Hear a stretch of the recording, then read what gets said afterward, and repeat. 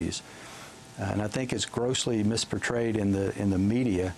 You know, to this day, Camp XRay, which was open for about a little over 3 months at the very start, when there's stories about Guantanamo Bay, you still see pictures of Camp XRay, even though it's been closed for 5 years now. I think the facility is a safe, secure, comfortable environment where the detainees are being, I think their medical care, I can tell you, is much better than the medical care I receive. If they have a stomach ache, they're going to see somebody today. If I do, it might take a week or two for me to get an appointment. So I think the conditions, there is nothing wrong with the conditions at Guantanamo Bay. I think the bigger problem, though, is it's become such a black eye for the country, and there's such a stigma attached to it that I don't know that there's anything you can do to rehabilitate that image. So perhaps it, again, that's a policy decision, but even though, you know, as I said, I think it's a safe, clean, humane facility, the stigma may necessitate shutting it down. When you say it's safe, I guess the question is safe for whom? The idea that in the CIA is all their research on torture, on what's the most effective form of breaking down a personality, that it's actually not ultimately, you know, physically torturing, beating up a person, but isolating them. And you add to that not knowing what will happen to you, being held for more than 5 years without charge, the number of attempted suicides, and then some of the real suicides. All right. Well, I think, again, though, if you compare the conditions there with the conditions that our own citizens are incarcerated in here in the United States, I know if I was given the choice, I would likely pick Guantanamo Bay. Is it ideal? No, it's not, but I think it is a grossly misportrayed environment. I think most of the bad things you hear about are things that took place years in the past. At least in my involvement, which began in late 2005 and extended up through, I guess, last month I was down there, I have never observed anything during that period that caused me concern. As I said, I've seen a lot of jails and a lot of prisons, and Guantanamo Bay is grossly misportrayed. It's interesting that you should say, look at how it compares to prisons in this country. It might more be a comment on prisons in this country. Well, it's interesting. You know, when I go out and talk to college students, I show a slide of a cell, and I ask them, what's inhumane about this cell? And sometimes they'll say, well, it's kind of small, and it's got a little bitty window, and, you know, it just doesn't seem that nice. Then I put up another picture of another cell and ask, okay, what's wrong with this cell? And they usually point out it was identical to the first one.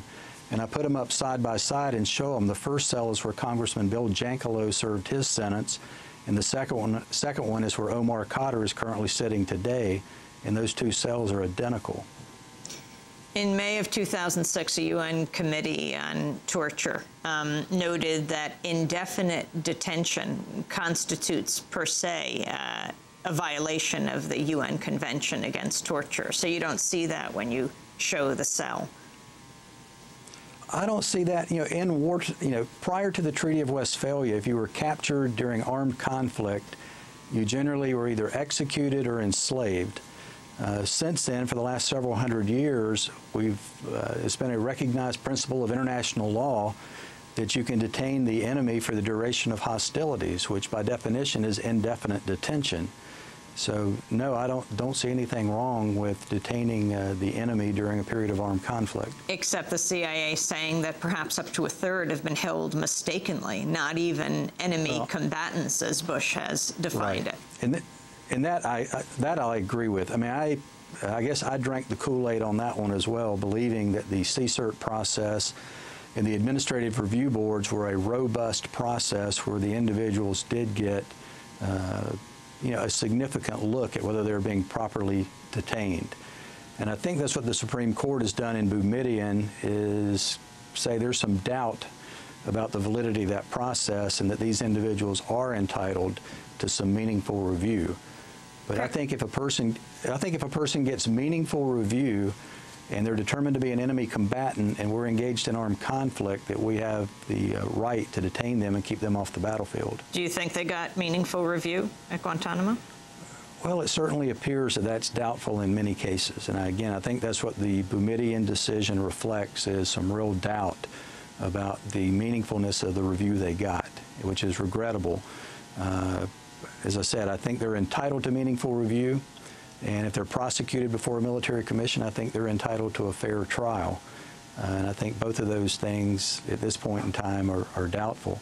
And I guess that's one of the things that concerns me. You know, both candidates have said, let's close Guantanamo Bay. And I don't think there's much disagreement about that. The bigger issue, though, is, and then what? And I really haven't heard either side come out with a firm opinion on what the answer is to the and then what question. And I think that's a critical issue that needs to be addressed. You were the chief prosecutor at Guantanamo. How did you know how the testimony that was gotten from the prisoners was coerced?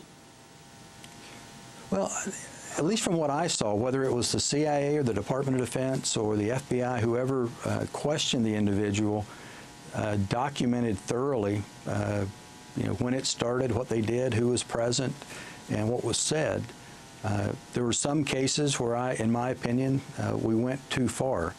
I mean, and I think that's another distinction that's lost on a lot of people. There's a difference, in my mind, in you know, what you can do to obtain intelligence versus what you can do to obtain evidence to use in a criminal proceeding. And some of the things that were done may have worked well to obtain useful intelligence, but it crossed a line that made it not useful as evidence in an American court of justice.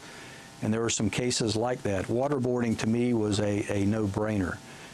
If you're tying someone down and inducing them to believe they can either talk or possibly die, what they said may be useful for intelligence, but it has no place in an American court of justice.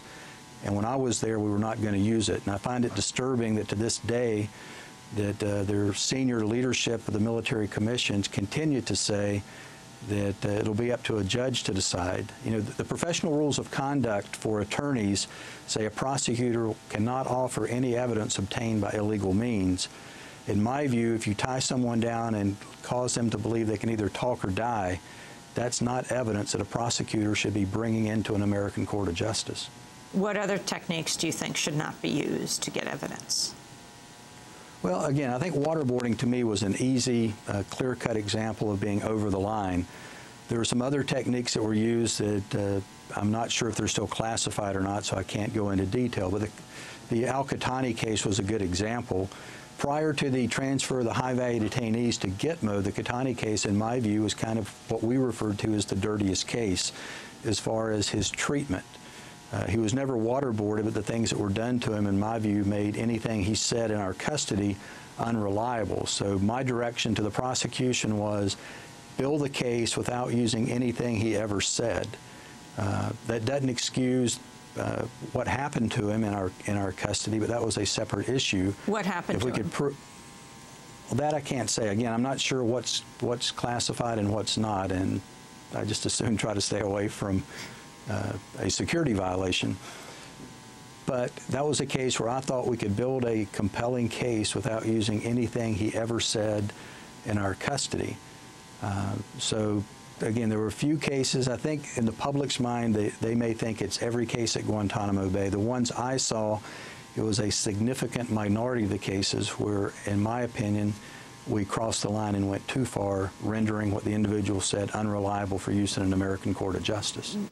Air Force Colonel Morris Davis. He was the former chief prosecutor at Guantanamo, resigned late last year. He now heads the Air Force Judiciary. When we come back, we'll take a look at the issue of nuclear power with Amory Lovins, the co-founder, chair, and chief scientists of Rocky Mountain Institute. This is Democracy Now!, democracynow.org, The War and Peace Report. If you'd like a copy of today's broadcast, you can go to our website at democracynow.org. Back in a minute.